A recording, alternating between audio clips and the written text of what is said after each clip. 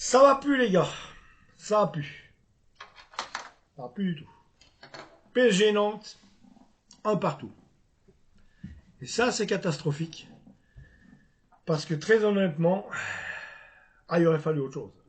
Alors qu'on perde contre le Bayern, je conçois. Le match, on l'a perdu contre le Bayern, un but à zéro, un tout petit but à zéro. Il n'y a pas eu besoin d'aller chercher bien loin. On n'a pas ramassé une tarte non plus.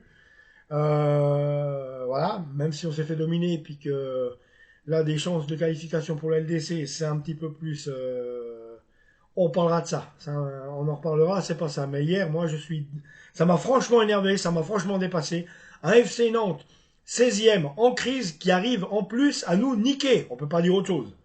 Pour nous, c'est un échec. 1-1 à Nantes contre une équipe en crise, ça va pas. Donc, clair, le retour de Gonzalo Ramos en tant que titulaire, bien, il fait une belle déviation. But d'Ashraf Hakimi à la deuxième minute. On se dit à ce moment-là qu'on va en mettre 6, et rien. Et rien. Donc, même qu'on a été dominateur, les gars ont été dominateurs, ils ont vraiment mené le jeu de bout en bout, et toujours les mêmes maladresses, toujours les mêmes ratés. Et puis, toujours le même gardien nul, Didio Donnarumma, qui, sur les 7 derniers tirs qu'il prend, il encaisse 5 buts. Donc là, il faudra vraiment faire quelque chose parce que même Matvey Safonov, c'est pas la joie. Ces deux-là, en tout cas, Donnarumma baisse en qualité. Ou alors, je sais pas, je sais pas quoi dire, baisse en qualité parce qu'on l'a vu, il est plus sûr sur ses, il est plus sûr sur ses sorties, il est pas sûr sur ses sorties. Au pied, c'est une catastrophe, il est pas bon. Et puis maintenant, et le voilà qui commence à plus du tout arrêter les frappes sur sa ligne. Voilà, Safonov a fait un bel arrêt malgré la boulette qu'il fait contre le Bayern.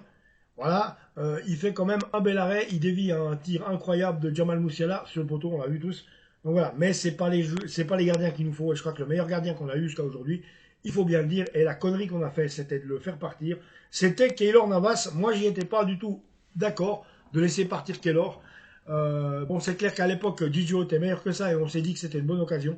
Mais aujourd'hui, on regrette amèrement le choix parce qu'il va falloir recommencer à se trouver un grand gardien. Pourquoi pas des Jan Oblak, des gars comme ça. On a laissé passer Cessny qui était libre, qui est parti au Barça. Donc aujourd'hui, voilà, on est avec une problématique en plus de ne pas avoir fait de mercato, en plus d'avoir une défense de merde.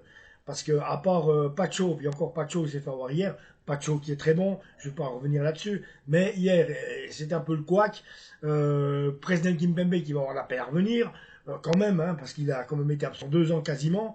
Après, bon ben voilà, Marquis, il fait des bonnes choses, voilà, c'est le taulier, on va dire, mais il va falloir quand même penser un petit peu à lui trouver aussi un successeur, parce que Marquis, il est plus tout jeune, et on a vu qu'au milieu de terrain, c'est la débandade, toujours et encore.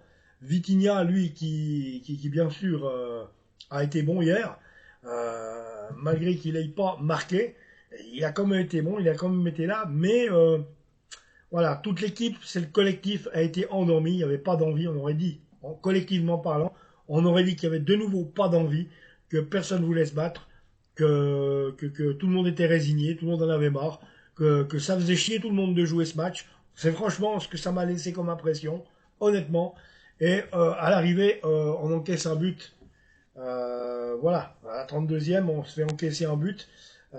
C'est un partout. Et après, la deuxième mi-temps, on la domine outrageusement, bien sûr, sans marquer, parce que ils ont su faire ce qu'il fallait faire, les autres, mettre un peu le bus.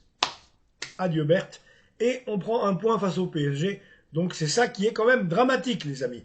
Il va falloir vraiment se réveiller, l'équipe, là, parce que vraiment, ça commence à devenir du folklore, du n'importe quoi.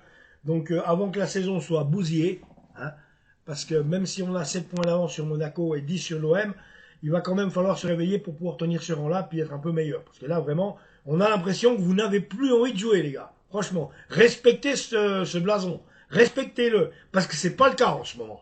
Et ça fait un long moment. Donc maintenant, on n'a pas des joueurs bling-bling, vous êtes priés de vous bouger le cul. Si vous voulez faire une carrière et que des grands clubs viennent vous chercher, il va falloir vous secouer avec le PSG. Vous êtes à Paris, hein, vous avez pas signé à Mont-sur-les-Mines, les gars. Hein. Respect à Mont-sur-les-Mines. Mais vous n'avez pas signé à Bar-le-Duc non plus. Hein. Ok. Bon, ça, c'est un truc, c'est énervant pour finir. Alors, je conçois contre le Bayern, le contre Nantes, qui est fin fond du classement, là. Eh les gars, vous nous faites quoi? Alors, en plus, on était chez nous. C'est du grand n'importe quoi. Donc, si tu veux que j'aille à dire de plus sur cette espèce de purge de nouveau où vous n'avez pas fait ce qu'il faut? C'est dur d'être supporter parisien, moi je vous le dis. Bon, je pense que là, j'ai plus grand chose à vous dire. Ne serait-ce qu'à vous souhaiter quand même un bon dimanche. Abonnez-vous à la chaîne, les amis. Et je reviens tout bientôt pour des matchs meilleurs que ça. Les temps sont durs.